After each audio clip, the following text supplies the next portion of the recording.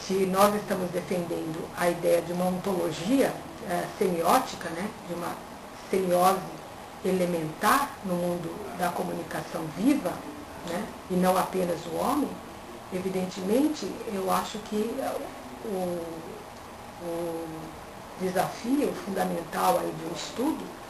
é ampliar o conceito de comunicação, né? Evidentemente que os estudos dos meios de comunicação, ele é um estudo importante, ele é um estudo decisivo, mas, na verdade, o que nós estamos pensando do ponto de vista semiótico é ter uma dimensão histórico-cultural do próprio meio, porque se coloca como meio apenas os meios eletrônicos de comunicação. Agora, de um ponto de vista semiótico, histórico, cultural, o meio é o alfabeto, por exemplo,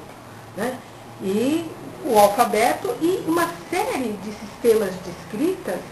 né, que não são necessariamente tecnológicas do ponto de vista eletrônico, né, mas tem uma outra inserção tecnológica, tem uma outra inscrição tecnológica. Então, eu penso que é nesse sentido de ampliar o próprio conceito de meio, do ponto de vista dessa ontologia, da semiose, né, que os estudos semióticos prestam aí